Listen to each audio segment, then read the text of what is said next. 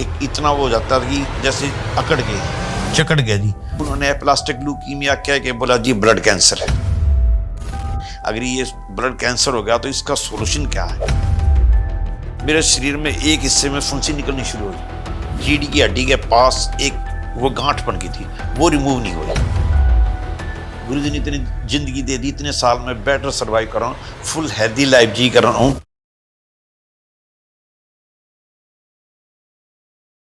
मेरा नाम गांधी इंसान है जी। बेसिकली मैं रोहतक शहर का रहने वाला हूँ। गुरुजी की रहमत से 15 साल से ये अपना डेरा सच्चा सौदा सिरसा की कॉलोनी है, ट्रू सोल कॉम्प्लेक्स, उसके अंदर रह रहा हूँ। By profession I am a registered pharmacist.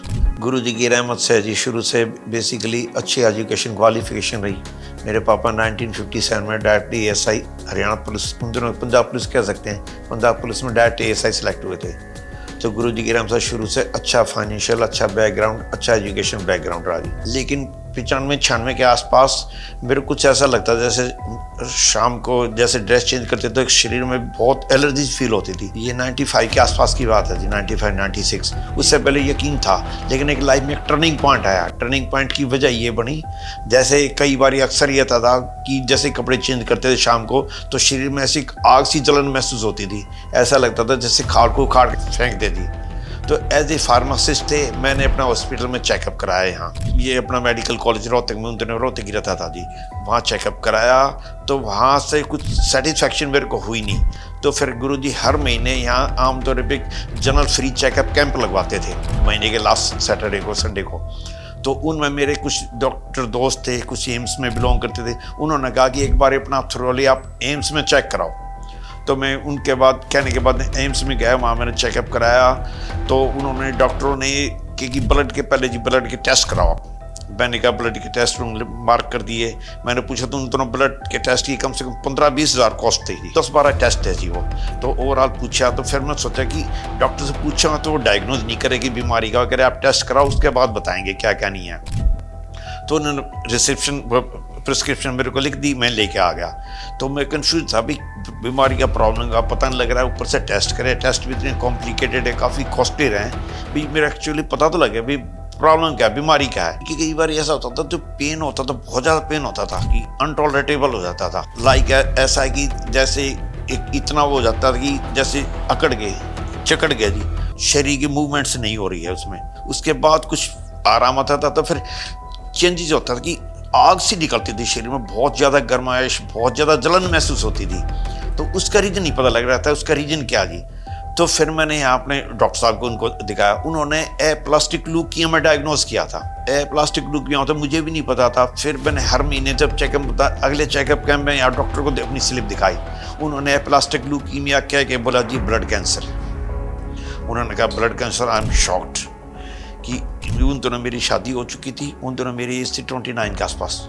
तो मैं शौक हो गया कि लाइफ में अभी तो देखा भी कुछ नहीं, रिस्पॉन्सिबिलिटी सारी है। अगर ये ब्लड कैंसर हो गया तो इसका सोल्यूशन क्या है। स्टेज उन्होंने शायद बताई नहीं थी, लेकिन लास्ट ही में था, क्योंकि जितना उनका था ना, जितने उनके सर्कमस्टांसेस दिए, जैसे उन्होंने डायग्नोस किया था एप्लास्टिक ल्यूकीमिया लिखा था ओनली।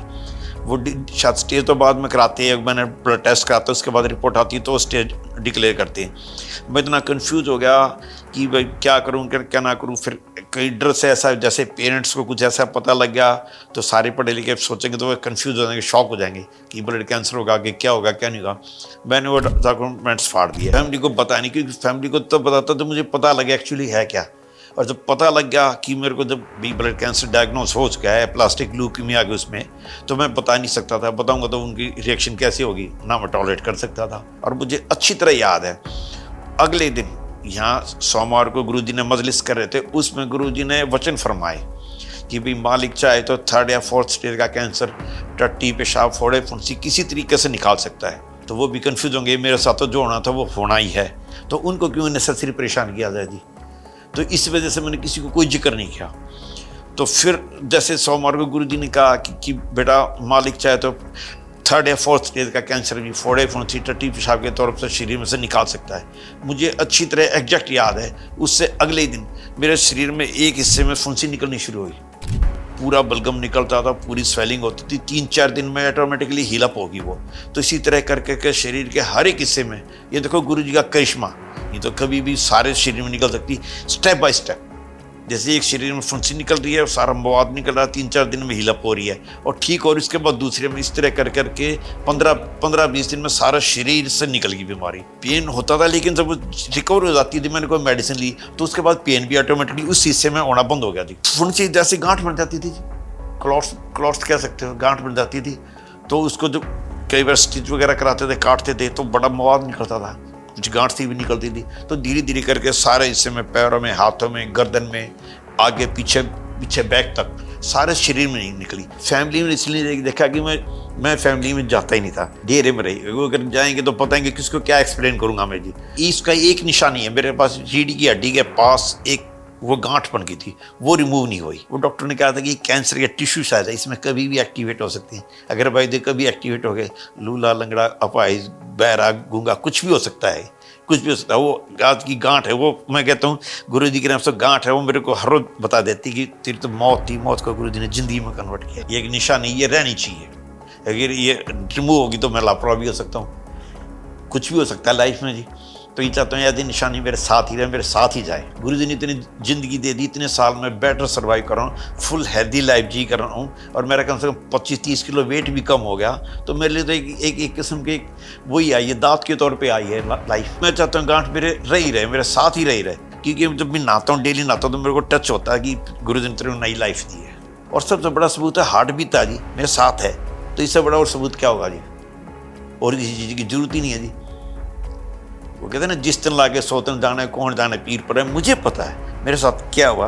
मौत थी, 72 मौत होनी थी, कोई ऐसी नहीं होती। कैंसर की बहुत लोग तकलीफ में मरते, कीमोथेरेपी, पता नहीं क्या क्या क्या ट्रीटमेंट होता है, बाल झड़ जाते हैं, सारी हड्डियाँ गल जाती, इतनी बुरी मौत होती। मेरे को तो गुरु जी ने बिल्कुल टर्न ही कर दिया, कुछ निशान ही नहीं छोड़े शरीर में। हाँ, ब्लड कैंसर ये जो लाइलाज बीमारी, किसी को पता नहीं तो अगला मानेगा नहीं, वो कहेगा ये बड़ा चढ़ा कर रहा है, लेकिन मेरा सबूत मेरे साथ मेरी बॉडी में है। तो इसलिए कहता हूँ भुक्त भोगी हूँ जी, तो कैसे ना माने। और मैं तो कुछ दिया नहीं, लिया ही लिया। गुरु जी ने तो देते हैं और ऐसा नहीं करते। ये देखो बहुत बड़ी बड़प्पन, लोग तो पता नहीं हाईलाइट क्या करते। और आज तक कोई नहीं कह सकता कि मैंने भी डेरा सच्चा सौदा सिरसा में कुछ दिया है, लिया ही लिया है। जितनी भी सभ्य समाज में जितनी भी बीमारियां आती हैं, जितनी भी बुराइयां पैदा होती हैं, उनको हर बार किसी न किसी संत गुरु पीर फकीर ने ही उसको रिमूव किया है। और आजकल के भयानक टाइम में जो ड्रग्स का इतना भयानक दौर चल रहा है, उसमें गुरु जी की रहमत हम देख रहे हैं। लोग आते हैं जो इतना अफीम, नशा, पता नहीं क्या खाते हैं, वो आध घंटे के अंदर छोड़ के जा रहे हैं। घर परिवार ने खुशहाल आ रहा है, इसलिए दिन पर प्रतिदिन इनकी जरूरत और बढ़नी है।